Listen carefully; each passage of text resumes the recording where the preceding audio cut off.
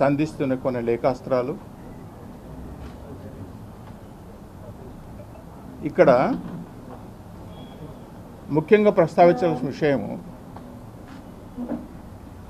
చంద్రబాబు గారిని రాజమండ్రి సెంట్రల్ జైల్లో పెట్టినప్పుడు పవన్ కళ్యాణ్ గారు ఆయన పరామర్శించడానికి వెళ్ళి జైలు నుంచి బయటికి రాగానే చెప్పిన మొట్టమొదటి వ్యాఖ్య, చంద్రబాబు నాయుడు గారు తెలుగుదేశం పార్టీకి నేను బేషరతుగా మద్దతు ఇస్తున్నాను. చంద్రబాబు నాయుడు పార్టీ తెలుగుదేశము జనసేన సంకీర్ణ ప్రభుత్వం ఏర్పాటు చేయబోతున్నాయి. మేమిద్దరం రెండు పార్టీలు కలిసి ఎన్నికలకు పోబోతున్నాము. చాలా స్పష్టంగా ఆయన చెప్పిన మొట్టమొదటి వ్యాఖ్య. పలు దశల్లో కొంతమంది నాయకులు మీరు ముఖ్యమంత్రి పదవి తీసుకోవాలని నాపైన ఒత్తిడి తీసుకొస్తున్నారు,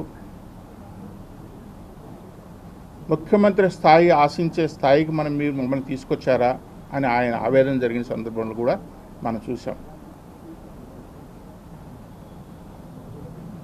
ఇంకో సందర్భంలో కనీసం నా స్థానాన్ని కూడా మీరు గెలిపించలేకపోయారే, ఇవాళ మీరు ముఖ్యమంత్రి పదవి నన్ను అడగమంటున్నారు, కాపులు ఇంత పర్సంటేజ్ ఉన్నారు కాబట్టి కాపులు లేనిదే అధికారంలోకి తెలుగుదేశం పార్టీ రాదన్నట్టు మాట్లాడుతున్నారు అని చెప్పి మాట్లాడే నేపథ్యం. ఇక్కడ నేను చెప్పదలుచుకున్న విషయం ఏంటంటే, ఎవరైతే హరిరామయ్య జాగయ్య గారు కాపు నాయకుడు అని చెప్పబడుతున్న ఆయన, మరి ఈ జాతి లక్షణాలు చిరంజీవి పార్టీ ప్రజారాజ్యం స్థాపించినప్పుడు సాక్షాత్తు ఆయన్నే పార్టీ అధ్యక్షుడిని ఓడగొట్టారే, జాతి లక్షణాలు ఆ రోజు మీకు లేవా? ఈ జాతికి పుట్టానో లేదా అని ఆ రోజు మీకు గుర్తుకు రాలేదా? ఈరోజు ఎవరి గురించి అయితే మీరు చాలా ఆవేదన చెందినట్లు మాట్లాడుతున్నారో, జనసేన పార్టీ అధ్యక్షుడు పవన్ కళ్యాణ్ గారిని 2 చోట్ల నిలబడితే 2 చోట్ల ఓడించారే, మరి ఆ రోజు మీకు ఈ జాతి గురించి కానీ మీరు జాతిలో పుట్టారనే సంగతి మీకు గుర్తుకు రాలేదా? జగన్మోహన్ రెడ్డి గారు మీ ప్రాంతంలోకి వచ్చి కాపుల్ని బీసీలు చేయను అని చెప్పినా కూడా వైఎస్ఆర్సీపీ పార్టీ మీ ప్రాంతం అంతా గెలిపించారే, ఏమైంది ఆ రోజు మీ కాపు అభిమానం? జాతి రత్నాలుగా మీరు చెప్పుకుంటున్న కాపు అభిమానం ఆ రోజు ఏమైంది? ముద్రగడ పద్మనాభం తుని ఉద్యమం చేసినప్పుడు నేను కూడా చేయూతనిస్తానని చెప్పి ఒక మాటన మీరు మాట్లాడారా? ఆ రోజు మీకు జాతి గుర్తుకు రాలేదా? ఆ ముద్రగడ్డ పద్మనాభంకు సపోర్టుగా మేమంతా వెళితే మీ కొడుకు పాలకొల్లో మా పైన దాడి చేసిన సంగతి మీకు తెలియదా? ఒక వ్యక్తి ముందుకొచ్చి కాపు ఉద్యమం కోసం పోరాడుతున్నాడని చెప్పి ఈ ప్రాంతంలో ఉండే బలిజలంతా వెళ్ళి మేము చేస్తే, పాలకొల్లులో నీ కొడుకు వచ్చి మా పైన దాడి చేసినప్పుడు మీరు కాపులా కాదా?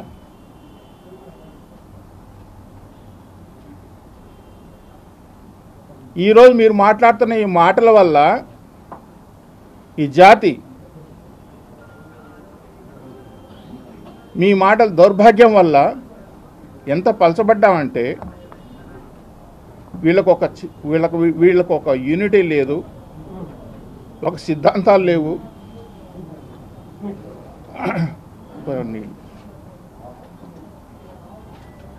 అని మాటలు పట్టమే కాకుండా ఏం మాట్లాడుతున్నారు మీరు? పవన్ కళ్యాణ్ 60 సీట్లు అడగాలి లేదా 70 సీట్లు ఇవ్వాలి, లేదా ముఖ్యమంత్రి స్థాయి 2 ఏళ్ల పాటు పవన్ కళ్యాణ్కి ఇవ్వాలి, 2 ఏళ్ల పాటు చంద్రబాబు నాయుడుకి ఇవ్వాలి. కలిసి సంకీర్ణ ప్రభుత్వం ఏర్పాటు చేస్తాము, కలిసి ఉమ్మడి మేనిఫెస్టో తయారు చేస్తాము, కలిసి అభ్యర్థులను ఎన్నుకున్నాము, గెలిచే గుర్రాలకే సీట్ ఇస్తాము అని అన్నీ కలిసి చేస్తున్నప్పుడు ఎంతమంది అయితే గెలవగలుగుతారో, ఎంతమందికి అవకాశాలు ఉంటాయో వాళ్ళకు మాత్రమే ఆ పార్టీ అయినా ఈ పార్టీ అయినా టికెట్లు ఇస్తుందే తప్ప ఇదేదో స్కూల్ చిల్డ్రన్కి పర్సంటేజ్ స్కాలర్షిప్ ఇచ్చినట్లు కాదు కదా. ఇంత వయసు వచ్చిన మీరు, ఒక హోంమంత్రిగా పనిచేసిన మీరు, ఇంత అనుభవం ఉండేవాళ్ళు మీరు ఒక ఫ్యాక్స్ మిషన్, ఒక కంప్యూటర్ మిషన్ ఉందని చెప్పి రోజుకు ఒక లెటర్ తయారు చేసి మీడియాలో పెట్టి పంపిస్తే 1 కాదు 2 కాదు 3 కాదు మీరు లెటర్లు రాస్తా పంపిస్తే అది ప్రతి మీడియాలో చర్చ అయిపోతే మరి ఈ కులంలో పుట్టిన మిగతా వాళ్ళ పరిస్థితి ఎంత పలచబడిపోతామో కొంచెం అర్థం చేసుకోలేరా? ఎన్ని స్థానాలు గెలిచే అవకాశాలు అంటే అన్ని స్థానాలు సీట్లు ఇవ్వాలని వారు నిర్ణయించుకున్నప్పుడు మీరు కోటా ఫిక్స్ చేయటం ఏంది? మీరు నిర్ణయించడం ఏంది? మీరు అడగచ్చు. ఒక కురువృద్ధుడుగా, కాపు నాయకుడుగా ఎప్పుడు అడగాలి? సంకీర్ణ ప్రభుత్వం అధికారంలోకి వచ్చిన తర్వాత మాకుండే సామాజిక వర్గ నేపథ్యంలో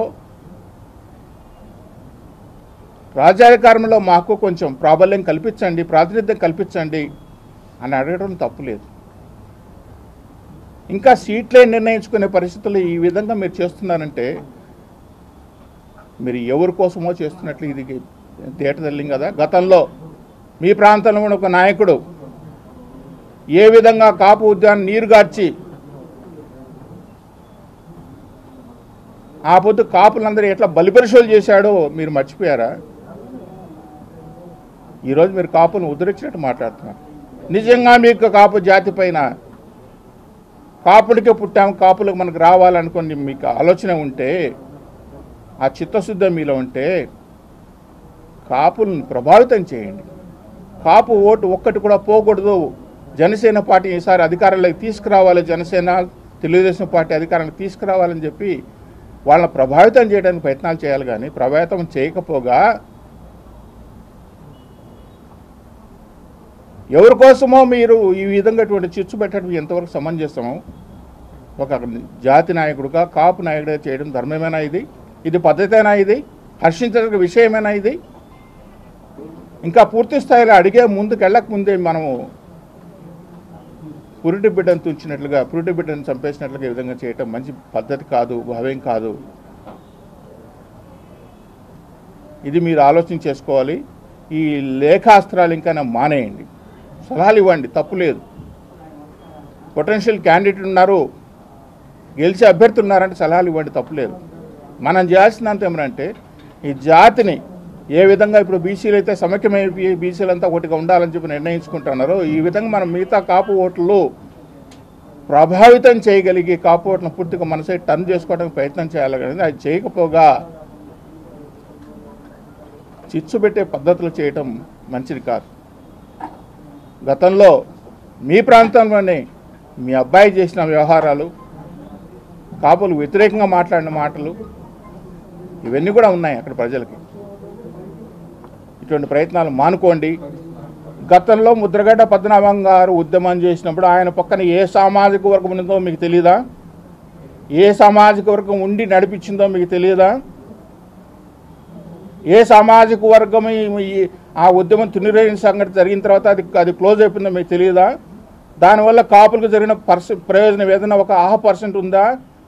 ఏ కాపు నాయకుడికైనా కానీ రాజకీయంగా కానీ పైకి వచ్చిన సందర్భం ఉందా?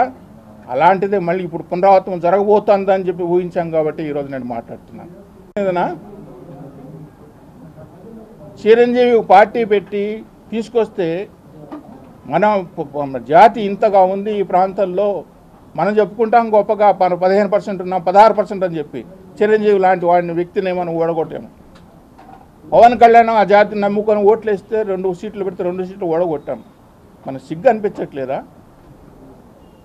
ఈరోజు మళ్ళీ మన జాతి గురించి మాట్లాడుతున్నప్పుడు అరే మనం ఆయన ఓడగొట్టామే, మరి వీరితో ఆయన తీసుకొచ్చి మీరు ముఖ్యమంత్రి కావాలని చెప్పి మాట్లాడుతున్నాం. సాక్షాత్ ఆయనే నన్నన్న గెలిపించింటే నేను ముఖ్యమంత్రి అయ్యే అవకాశం ఉండేది అని చెప్పి మాట్లాడుతుంటే ఇంకా మీరు చిచ్చు పెట్టి మాట్లాడటం ఎంతవరకు సమంజసం?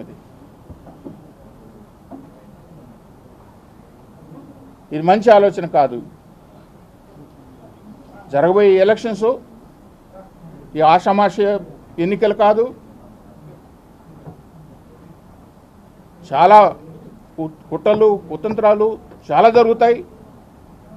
వీటిలన్నిటి కూడా మనం సమైక్యంగా ఏ విధంగా ఎదుర్కోవాలి, ఏ విధంగా ప్రభుత్వాన్ని తీసుకురావాలి అనే ఆలోచన చేయాలి. ఆలోచన ప్రతి ఒక్కరు భాగం కావాలి. అది ఏ కమ్యూనిటీ అయినా కానీ, ఒక జాతితోనో ఒక కులంతోనో